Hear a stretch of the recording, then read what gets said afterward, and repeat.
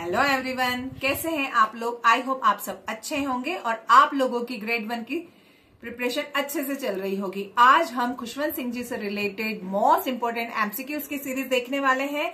मैं उनकी पूरी बायोग्राफी को अपने पिछली वीडियो में कवर कर चुकी हूं। अगर आपने नहीं वॉच किया है तो प्लीज चैनल पर जाकर उसको वॉच कीजिए, और अगर आप चैनल पर नए हैं तो चैनल को सब्सक्राइब कीजिए और बेल आइकन को जरूर प्रेस कीजिएगा, ओके, ताकि मेरे सारे वीडियोस आपको टाइम टू टाइम मिलते रहें। तो चलिए आज हम शुरू करते हैं खुशवंत सिंह जी से रिलेटेड मोस्ट इंपोर्टेंट एमसीक्यूज की सीरीज। हम लोगों ने खुशवंत सिंह जी से रिलेटेड 20 एमसीक्यूज कंप्लीट कर लिए थे, और अगर आप लोगों ने नहीं देखा है तो पिछली वीडियोस में जाकर आप मैंने जितने भी एमसीक्यूज करवाए हैं 20 एमसीक्यूज वो आप देख सकते हैं, ओके। चलिए इससे आगे की सीरीज आज हम शुरू करते हैं। तो क्वेश्चन नंबर 21 है, और क्वेश्चन नंबर 21 में करवाने से पहले आप लोगों को याद दिला देती हूँ कि आप लोग प्लीज़ चैनल को सब्सक्राइब करिएगा, ओके। चलिए तो क्वेश्चन नंबर 21 है हमारा, What is the man conflict in I shall not hear the nightingale? Okay, जो I shall not hear the nightingale novel था खुशवंत सिंह जी का, उसका मैन कन्फ्लिक्ट क्या था? तो उसका मैन कन्फ्लिक्ट था फैमिली लॉयल्टी एंड नेशनलिज्म। चलिए क्वेश्चन नंबर 22 है हमारा। Question number 22, which of Khushwant Singh book focuses on 2002 Gujarat riots? Gujarat riots जो 2002 पर आधारित एक बुक है, वो कौन सी बुक है? ओके, तो वो बुक थी द एंड ऑफ इंडिया, ठीक है। चलिए नेक्स्ट क्वेश्चन हमारा, question number 23, in which year did Khushwant Singh pass away? Khushwant Singh ji की डेथ कब हुई थी? खुशवंत सिंह जी की मृत्यु कब हुई थी? तो उनकी मृत्यु हुई थी 2014 में, और वो उस समय उनकी एज कितनी थी उस समय, कितने साल के थे? तो वो उस समय 99 ईयर के थे, ओके। चलिए नेक्स्ट क्वेश्चन हमारा, question number 24, which prestigious award did Khushwant Singh receive in 2007? 2007 में खुशवंत सिंह जी को कौन सा सम्मान मिला था? नागरिक सम्मान, जो इंडिया का सेकंड सबसे बड़ा नागरिक सम्मान होता है। सबसे बड़ा तो पद्म भूषण होता है और सेकंड होता है पद्म विभूषण, है ना। तो 2007 में खुशवंत सिंह जी को पद्म विभूषण अवार्ड से नवाजा गया था। क्वेश्चन नंबर 23 है हमारा, 24 हमारा हो चुका है, 25 आएगा। क्वेश्चन नंबर 25 है हमारा, Khushwant Singh novel the company of women primarily explores theme of, है ना। खुशवंत सिंह जी की जो नॉवेल है द कंपनी ऑफ वुमेन्स, उसमें कौन सी थीम थी? उस नॉवेल की थीम क्या थी? तो उस नॉवेल की थीम थी सेक्सुअलिटी एंड रिलेशनशिप। चलिए क्वेश्चन नंबर 26 है हमारा, Khushwant Singh a history of the Sikh is divided into how many volumes? Khushwant Singh का जो लिखा हुआ नॉवेल है a history of the Sikhs, है ना। तो जो ये नॉवेल है ये कितने पार्ट में डिवाइड है? तो ये 2 पार्ट्स में डिवाइड है, ओके। कितने पार्ट में? इसके वॉल्यूम, कितने वॉल्यूम है इसके? तो इसके 2 वॉल्यूम्स में डिवाइड है। चलिए क्वेश्चन नंबर 27 है हमारा, which of the following awards did Khushwant Singh receive in 2000? 2000 में खुशवंत सिंह जी को कौन से अवार्ड से नवाजा गया था? तो खुशवंत सिंह जी को उस समय honest man of the year मिला था, okay. Honest man of the year, ये अवार्ड उनको 2000 में मिला था। चलिए क्वेश्चन नंबर 28 है हमारा, Khushwant Singh novel Ranjit Singh the Maharaja of the Punjab. Khushwant Singh ji का नॉवेल है Ranjit Singh the Maharaja of the Punjab. ये नॉवेल क्या है? ये नॉवेल, ये बायोग्राफी है, ये फिक्शन है, या पोयम का कलेक्शन है, या हिस्टोरिकल अकाउंट है, ये क्या है? तो ये एक बायोग्राफी है। आई होप आपको मेरा सेशन पसंद आ रहा है, और अगर नहीं तो प्लीज़ मुझे कमेंट करके भी बताइएगा कि इसमें मुझे क्या ऐड करना है, और अगर पसंद आ रहा है तो प्लीज़ आप चैनल को सब्सक्राइब करके और वीडियो को लाइक ज़रूर करिएगा, ओके। चलिए क्वेश्चन नंबर 29 है हमारा, 29, खुशवंत सिंह गदर 1915 India's first armed revolution focuses on. जो ये इनका जो वॉल्यूम है या इनका जो नॉवेल है खुशवंत सिंह जी का गदर 1915 इंडियाज़ फर्स्ट आर्म रिवोल्यूशन, ये फोकस करता है, किस पर फोकस करता है? तो ये एक गदर पार्टी के ऊपर फोकस करता है ना। उस समय ये एक गदर पार्टी रही होगी, ये उसके ऊपर फोकस करता है। चलिए क्वेश्चन नंबर 30 हमारा, विच of Khushwant Singh work is a satirical account of Indian politics? कौन सा वर्क ऐसा है जो इंडियन पॉलिटिक्स का सटाइरिकल है, मतलब, है ना। तो वो वर्क था with malice toward one and all, है ना। कौन सा वर्क था वो? With malice toward one and all. चलिए, क्वेश्चन नंबर 31 है हमारा। अगर आपने 20 क्वेश्चंस की सीरीज एमसीक्यूज नहीं देखे हैं तो आप प्लीज़ पिछले वीडियोस में जाकर वॉच कीजिए। उसके साथ साथ मैंने और भी फिक्शंस करवाए हैं उसमें, तो आप उन फिक्शंस को भी जाकर पूरा डिटेल में देख सकते हैं। और उनसे रिलेटेड मैंने एमसीक्यूज और जिन राइटर्स ने वो फिक्शंस लिखे हैं तो उन राइटर्स की पूरी बायोग्राफी भी मैंने विथ एमसीक्यूज के साथ में कवर करवाई है। ओके, तो आप प्लीज़ पिछली वीडियोस जाकर भी वॉच कीजिएगा। चलिए, तो क्वेश्चन नंबर 31 है हमारा। Khushwant sings Punjab, Punjabis and पंजाबियत reflect on. जो पंजाब, पंजाबियस एंड पंजाबियत हैं, ये किसको रिफ्लेक्ट करता है? तो ये रिफ्लेक्ट करता है, किसको रिफ्लेक्ट करता है? ये the culture and history of Punjab को रिफ्लेक्ट करता है। ओके, चलिए, क्वेश्चन नंबर 32 है हमारा। What was Khushwant sings profession before becoming a full time writer? Khushwant Singh बाद में फुल टाइम राइटर बने थे, उससे पहले उनका प्रोफेशन क्या था? तो वो लंदन से अपनी लॉ की डिग्री को लेकर आए थे। ओके, वहाँ से अपनी लॉ की डिग्री कंप्लीट करके आए थे वो, और इंडिया में आने के बाद उन्होंने लॉयर बन गए थे। वो लॉयर की जॉब कर ली थी उन्होंने, है ना। उसके बाद वो फुल टाइम राइटर बने थे। तो फुल टाइम राइटर बनने से पहले क्या थे? वो लॉयर थे। क्वेश्चन नंबर 33 हमारा। Which satirical column was regularly written by Khushwant Singh in newspaper?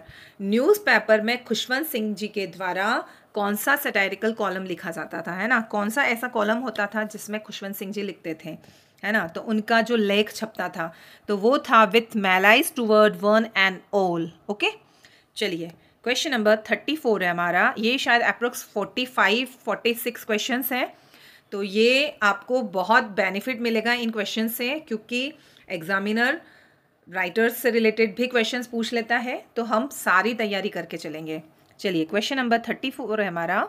Which short story by Khushwant Singh deal with racial pride and identity conflict? Okay, कौन सी स्टोरी ऐसी है जिसमें racial pride and identity conflict होता है ना। तो ऐसा कौन सा नॉवेल था या कौन सी शॉर्ट स्टोरी थी? तो वो थी कर्मा। ओके, कौन सा था वो? कर्मा था। चलिए, क्वेश्चन नंबर 35 है हमारा। In the portrait of a lady, जो कि हमारे सिलेबस में है ना। तो उसमें how is the narrator's grandmother describe? तो उस the portrait of a lady जो शॉर्ट स्टोरी या जो नॉवेल या जो फिक्शन है हमारी हमारे सिलेबस में, उसमें नरेटर ने अपनी ग्रैंडमदर को कैसे डिस्क्राइब किया है? तो मैंने आपको बायोग्राफी पढ़ाई थी, तो मैंने बताया था आपको कि नरेटर ऐसा सोचते हैं कि मेरी जो ग्रैंडमदर होती है वो हमेशा बूढ़ी ही है ना। वो मतलब कभी भी जवान थी ही नहीं। तो वो ग्रैंडमदर कैसी लगती थी उनको? ओल्ड एंड रिलीजियस, है ना। वो बूढ़ी थी और वो हमेशा रिलीजियस, मतलब वो धार्मिक थी, हमेशा भगवान के भजन वगैरह उन्हीं में लगी रहती थी। क्वेश्चन नंबर 36 हमारा next question. Which city is the central backdrop of the novel Delhi a novel? Okay, which city is the central backdrop of the novel Delhi a novel? Delhi a novel Khushwant Singh ji का एक नॉवेल है। उसमें कौन सी सिटी का पूरा, मतलब उसमें कौन सी सिटी को बताया है? तो हम इस नॉवेल से, इसके नॉवेल के नेम से ही हमको समझ में आता है कि वो दिल्ली ही होगा, है ना, क्योंकि दिल्ली के बारे में बताया है ना, दिल्ली अ नॉवेल, तो उसमें दिल्ली ही होगा। ओके, तो आंसर है हमारा दिल्ली। चलिए, क्वेश्चन नंबर 37 हमारा। Which of that theme is common in Khushwant sings work? Khushwant Singh ने जितना भी वर्क लिखा है, उनका जितना भी राइटिंग वर्क है, उसमें कॉमन थीम क्या होती थी? तो उसमें कॉमन थीम होती थी पार्टीशन एंड सेक्युलरिज्म होती थी। ओके, चलिए, क्वेश्चन नंबर 38 है हमारा।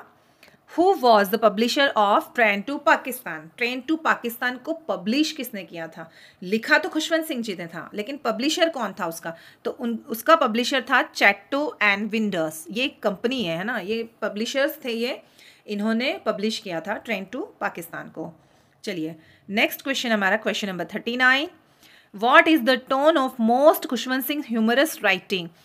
खुशवंत सिंह जी का जो राइटिंग वर्क होता था उसमें उनका टोन क्या होता था, है ना, उनका क्या टोन रहता था? ऐसे क्वेश्चंस एग्जाम में पूछते हैं। आयरोनी है, या फिर मेटाफर है ना, ऐसे मतलब ये सारी चीज़ें भी पूछी जाती है एग्ज़ाम में, तो हमको ये भी पता होना चाहिए। ओके, तो इसमें खुशवंत सिंह जी ने जो उनका पूरा राइटिंग वर्क होता था उसमें मोस्टली उनका जो टोन होता था वो होता था सरकेस्टिक एंड आयरोनिक होता था, है ना, बिल्कुल व्यंग्यात्मक। और मतलब वो क्या है, स्पष्ट बताते थे, जो भी उनको बोलना होता था ना वो सब व्यंग के तौर पे, और जिसको बोलना होता था वो उस पर कमेंट कर देते थे वो। चलिए, क्वेश्चन नंबर 40 हमारा, Khushwant Singh served as editor for which daily newspaper.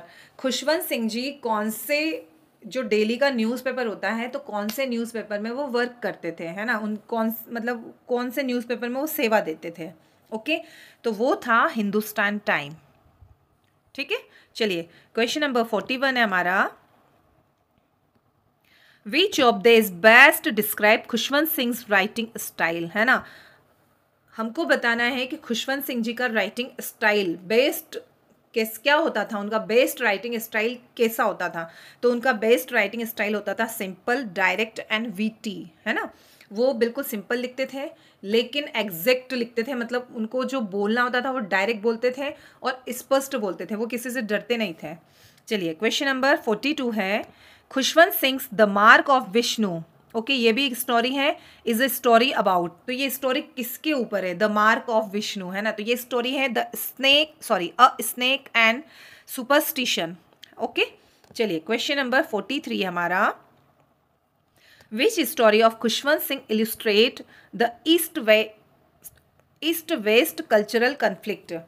कौन सी ऐसी स्टोरी थी खुशवंत सिंह जी की जिसमें उन्होंने ईस्ट वेस्ट कल्चर को इलिस्ट्रेट किया था, है ना, जो पाश्चात्य संस्कृति होती है और पूर्वी संस्कृति को बताया था। तो उनका सबसे फेमस जो नॉवेल था या जो स्टोरी थी वो थी कर्मा, है ना, इसमें हमने पढ़ा ना वो मोहनलाल जी थे, वो मैंने ऊपर वाले जो एमसीक्यूज में बताया है कि मोहनलाल कर्मा में मोहनलाल जी होते हैं और वो ब्रिटिश कल्चर होते हैं उसको एडॉप्ट कर लेते हैं, इनको ट्रेन से पुश करते हैं, धक्का दे देते हैं, है ना, ये सब कुछ हमने ऊपर एमसीक्यूज में देखा है।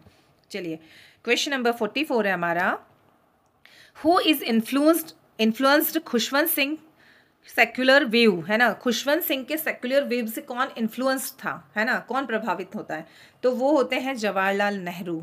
ओके, चलिए क्वेश्चन नंबर 45 है हमारा, Khushwant Singh was critical of which aspect of Indian society, है ना, खुशवंत सिंह जी मतलब कैसे थे, कौन सी उनको इंडियन सोसाइटी मतलब कैसे क्रिटिकल होती है ना इंडियन सोसाइटी, तो वो उन्होंने कैसे बताया उसको। तो इंडियन सोसाइटी की जो पूरी क्रिटिकल जो है वो, है ना, वो कैसी है, वो है political corruption and religious intolerance, है ना, एक तो लोगों को क्या है कि धर्म के नाम पे बेवकूफ़ बना लेते हैं लोग, और एक पॉलिटिकल करप्शन बहुत है, भ्रष्टाचार बहुत है।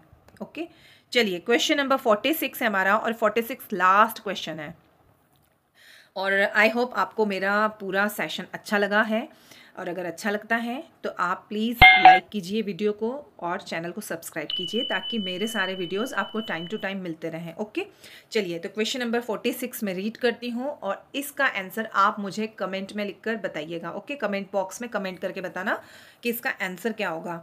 What literary genre is Khushwant Singh most known for beside fiction. Okay, Khushwant Singh ji का जो जितने भी फिक्शन होते हैं तो उसमें उनका जैनर क्या होता है ना, और ये बहुत मोस्ट इम्पोर्टेंट क्वेश्चन है ये, जैनर थीम, ये मतलब एग्जामिनर जो होते हैं ना यही चीज़ पूछते हैं, है ना, तो आप लोगों को जैनर थीम ये सब कुछ पता होना चाहिए। तो आप प्लीज़ मुझे इसका आंसर कमेंट करके बताना कि खुशवंत सिंह जी का जो मोस्ट उनका जो स्टोरी वगैरह का जो भी उनका राइटिंग वर्क होता था तो उनका जैनर क्या होता था उसमें। ओके, आई होप आपको पूरा सेशन पसंद आया होगा। आप प्लीज़ वीडियो को लाइक करिए और चैनल को सब्सक्राइब करना ना भूलना। ओके, और बेल आइकन को ज़रूर प्रेस कर देना ताकि आपको सारे वीडियोस टाइम टू टाइम मिलते रहें। चलिए तो अब हम यहीं से विदा लेते हैं। Bye bye, thank you.